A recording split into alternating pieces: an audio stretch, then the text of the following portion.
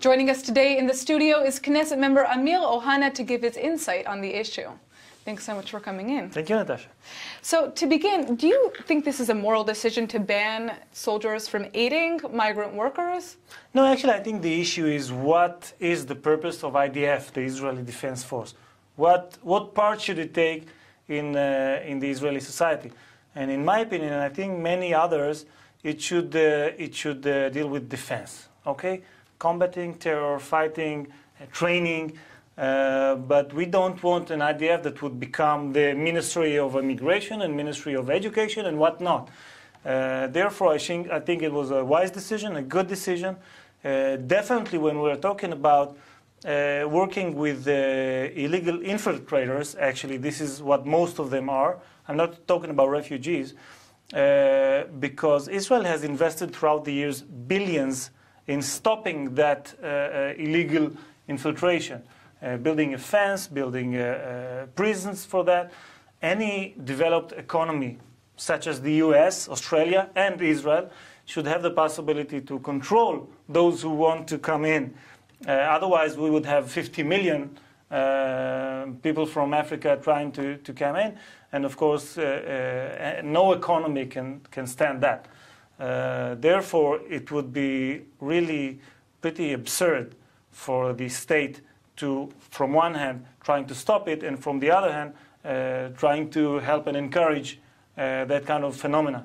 So in the last year, there's a statistic that I found that says about 50,000 asylum seekers from African countries like Sudan have made their way into Israel. Yeah, most of them to southern Tel Aviv. To southern Tel Aviv. Now, what is Israel's obligation to these people who clearly need assistance, but may pose obviously a larger demographic threat to the country? I would say that we have no debate, no argument about those who really are refugees, those who are really at life risk where they came from. We should help them. We should give them the best assistance that we can. But this is not the case for the vast majority, I would say, of those people. Most of them came to earn more money, to send to their families, and to have better jobs. And of course, as I said before, we need to control that. We cannot have that illegally. Therefore, the solution for these people should be taking them back to where they came from, or to a third state that would accept them. And there are certain contacts with other states that are trying to accept those people. Let's change topics Sure. for a second. I want to talk about something that I know that you've done a lot of work on following this recent wave of terror. We've seen a lot of lone wolf attacks, and there's been a push to allow more Israeli civilians to be able to carry weapons for self-defense in the case that they get into a dangerous situation. What is your response to people who say that that will just make the streets more dangerous here in Israel? Well, the streets are pretty dangerous as it is. So let's try to make them safer. And when I say safer, I mean citizens who has no criminal record or medical relevant record and served or are serving in the reserve army of the IDF should be able to carry a firearm for self-defense. Now, we have seen many of those attacks trying to be stopped by citizens carrying a selfie stick, a guitar, a shopping cart. It never works. People should have firearms for self-defense in order to stop those terror attacks. We have seen 9 of those terror attacks just in the area of Jerusalem that were foiled by citizens carrying firearms. One of them was the incident in Rami Levi in Shar Binyamin, a shopping mall, a supermarket actually, where 2 youngsters took out knives and started to stab the shoppers, the buyers. The first one to confront them was a soldier, but he had no firearm because he was on vacation. So he came barehanded, and he was killed. It was Yanai Weissman, zichrono livracha.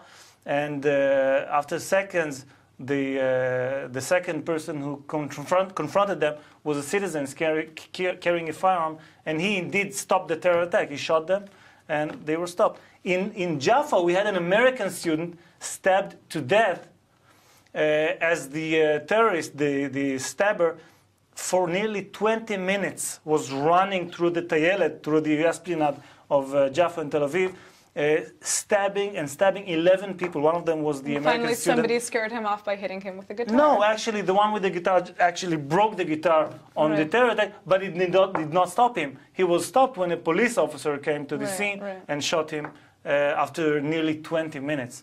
We want to see less and less terror, but when it occurs, we need to stop it immediately and allow the citizens to defend themselves. This is really their basic right. So what is the next step? I mean, how do we change the current restrictions? I raised the caucus in the Knesset for gun restrictions, for easing gun restrictions actually in Israel, and I'm in close contact with the Minister of Domestic Security, Gilad Erdan, and I'm glad to say that he sees eye to eye with me that we need to go through a process of easing gun restrictions here in Israel. You need to know, in the States, you have 112% of privately owned firearms. It means that more than one weapon for a citizen. Of course, some has 5 and some has none, but these are the numbers. In Israel, it's between 2 to 4%. You know, Israel has an image. You have a lot more people who are trained probably to use them. Israel has an image of everyone has a gun machine in their living room and a tank in their backyard. Really, they don't.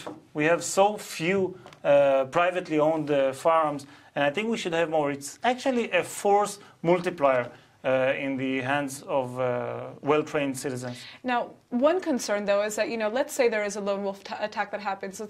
I'm trying to remember, well, it was in Beersheba, the central bus station. There was an Ethiopian, I believe, or a Sudanese man. I can't remember exactly where he was from, but he ended up being attacked by the masses because they thought he was responsible Actually, for a the one who terror shot attack that him took place. was a security guard. He's the one who shot him But first. how do we make sure that people are able to distinguish, you know, in the madness of a terror attack? That's a good question. We can't be actually 100% sure. But we should have those who carry firearms more trained.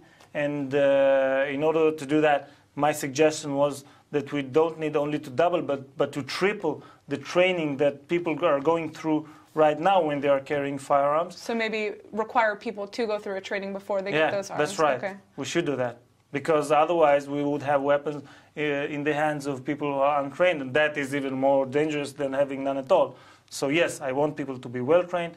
It's part of the program, and I hope we will see more and more of that. And of course, as a consequence, less and less terror attacks. Anyway, terror attacks will succeed. Right. Well, thank you so much for coming in. We'll see what happens with this bill that you're trying to get passed. Thank you. It's been a pleasure. It's been a pleasure.